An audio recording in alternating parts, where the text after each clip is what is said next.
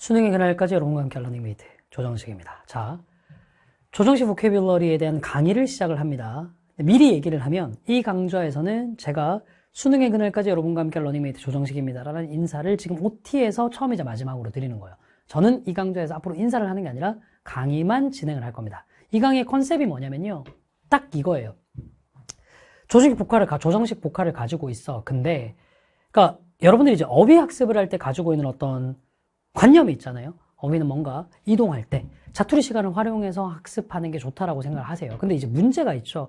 실제로 이동할 때 자투리 시간을 활용해서 이렇게 어휘를 학습을 하시면요,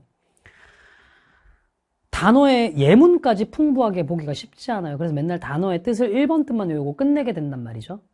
조정식 복화에서도 보면 본책 두껍게 나가 있는 거 말고 얇은 부록으로 나와 있는 책들 있잖아요. 그것만 들고 다니면서 그냥 대충 보고 만단 말이죠.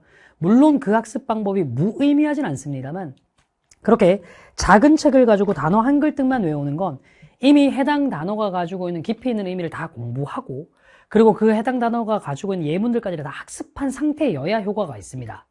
근데 그걸 이제 이동하면서 할 수는 없잖아요. 이동하면서 이제 두꺼운 책 가지고 다니다가 사고 당하면 어떡해요. 그죠? 그래서 제가 강의를 찍은 겁니다. 이 강의는 앉아서 각 잡고 보는 느낌보다는 이동하면서 가볍게 들을 수 있는 강의.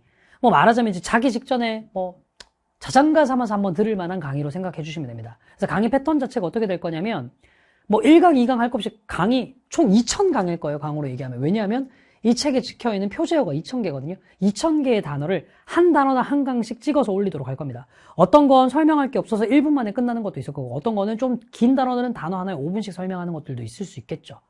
그런 컨셉의 강의라고 생각하시면 되고요.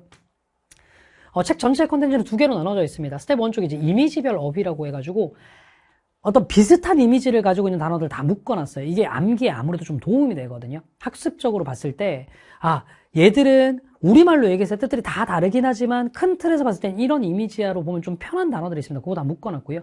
뒤쪽에 이제 테마별로 모아놨습니다. 뭐 예를 들어서 뭐 이제 과학과 관련한 어휘들은 수능에서 나오는 이런 것들이 있어요. 이렇게 이제 다 정리를 해놨는데, 실제로 어떻게 수업을 진행하는지를 제가 OT에서 살짝 보여드리도록 할게요. 자, 이미지별 어휘 바로 들어가 보도록 하겠습니다. 첫 번째, 우리 생성의 이미지를 볼 거예요. 생성의 이미지를 뭔가 발생하는 거죠. 거기에 들어가 있는 단어들이 이렇거든. 이거를 제가 1강부터 이제 한 단어씩 다 따로따로 설명할 건데, 봐봐. 내가 지금 일단 항상 매번 단어 들어갈 때마다 이 단어의 뜻들을 개괄해 드릴 거야. 이렇게 개괄을 해주면 네가 이 단어에서 어떤 걸 학습을 해야 될지 포인트를 잡기도 좋고, 이미 어휘장을 보고 네가 책을 책에 있는 단어를 한 번도 외운 사람이라면 복습용으로 쓰기도 좋거든. 봐봐. 어드벤트는 출현이란 뜻이니까 딱 봐도 이제 생성의 의미랑 연결이 되죠. 발생하다예요. 생성의 의미랑 연결되죠.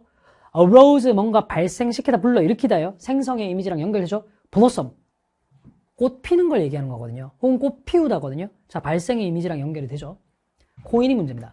코인 뭐죠, 피디님? 동전. 이거 무슨 상관이에요? 이게 동사로 쓰면요, 어떤 용어 따위를 새로 만들어내다는 뜻이 있습니다. 요것도 생성의 이미지랑 왜 연결되는지 아시겠죠?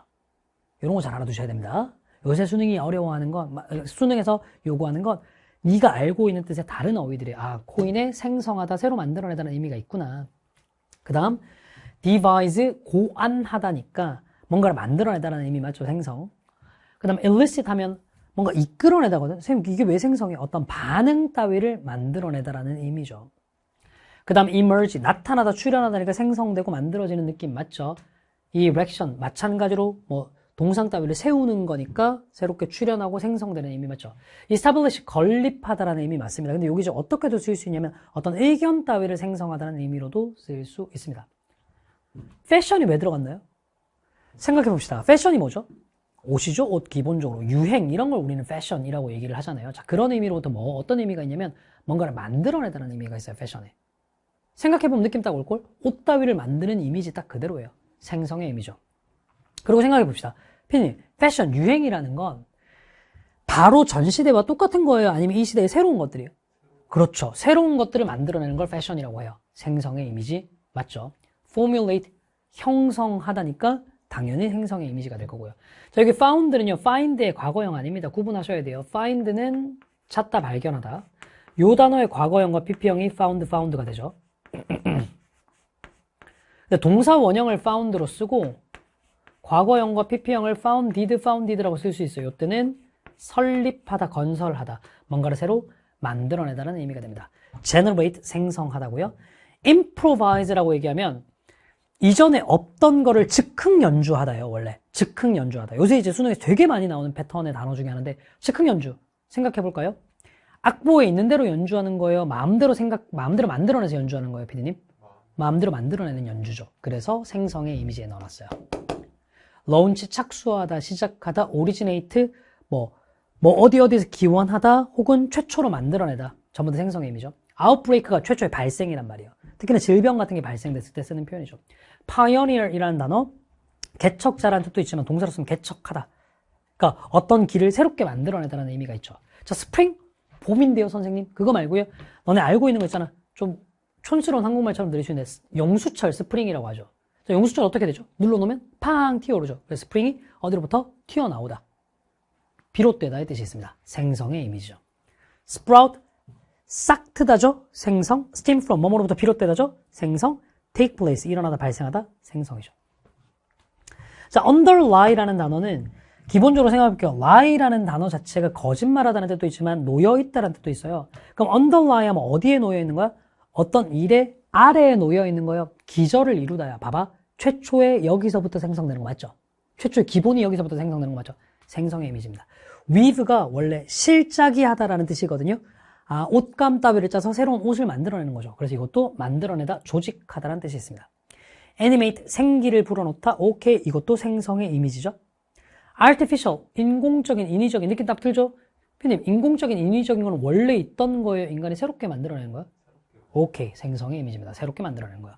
자, bring, 없던 걸 가지고 오는 거예요. 제가 조금 이따 단어를 설명할 때도 얘기하겠지만 bring about이라고 얘기하면 유발하다의 뜻이 있거든. 없던 걸 가지고 온다? 생성이에요. 거기서 유발하다니까 이전에는 전혀 일어나지 않던 걸 유발시키네? 생성의 이미지가 되겠죠? fruitful, 결실을 맺는 거죠. 결과가 생성되는 이미지죠. manufacture, 제조하다. provoke, 뭔가가 촉발하다, 어떤 일을 촉발하다, 유발하다. cause와 같은 의미죠. sculpt라는 단어가 원래 기본은 조각하다의 뜻이에요. 어떤 일을 조각하다, 계획하다는 뜻도 되겠네요. 보세요. 전부 다 생성의 이미지입니다. 근데 이 생성의 이미지라는 게 뭔지 알겠죠? 없던 게 새롭게 만들어지는 이미지예요. 여기서부터 단어를 출발을 할 겁니다. 그래서 여러분들 어떻게 가셔야 되냐면 가장 좋은 이 수업을 듣는 방법은요. 해당 단어를 공부하고 난 다음에 듣는 거예요. 해당 단어를 공부하고 듣는 거. 자, 요게 보통 네가 고1이 됐든 고2가 됐든 모의고사 등급이 1, 2등급 정도 나오는 학생들이라면 해당 단어들을 다 공부한 상태에서 수업에 기대려고 하지 마시고요. 그냥 단어는 공부되어 있는데 이동하면서 시간을 때울 겸 영어 공부도 하겠다 하실 때 들으면 최고입니다. 근데 네가 3등급 혹은 그 미만이야. 그렇다면 예습하고 강의를 듣는 게 시간이 너무 오래 걸릴 거예요. 그것보다는 차라리 강의부터 먼저 듣고 복습용으로 교재를 보는 게 훨씬 더 좋을 거예요. 이동하면서 좀 들어놓는 거예요. 그렇게 이동하면서 들으면 각 잡고 듣는 게 아니기 때문에 내용을 전부 다 기억하는 건 안 되겠지만 무의식에 네가 들었던 말들이 쌓일 거예요. 그 쌓인 만큼 그날 복습하시면 됩니다. 자, 복습하실 때 어느 정도 하시면 되냐면 단어를 하루에 공부하는 양은 네가 알아서 설정하시는데요. 저는 하루에 20단어씩만 공부해도 충분하다고 생각하는 사람입니다. 실제로 현장 기준으로 얘기를 하면요. 저희가 현장에서 일주일에 100단어씩 단어 시험을 치거든요. 일주일에 100단어. 하루는 현장 수업 듣는 날이니까 제끼고 하루는 현장 수업 복습하는 날이니까 제끼고 5일 동안 하루에 20단어씩 학습할 수 있는 분량입니다. 됐죠? 제가 제일 좋게 생각하는 건 3등급 이하의 학생들입니다. 이동하면서 수업을 가볍게 들어요. 네가 그날 학습할 만큼만. 예를 들어서 나는 20단어를 학습할 거야. 그럼 20단어에 해당하는 것만큼만 강의를 들어요. 이렇게 됐니?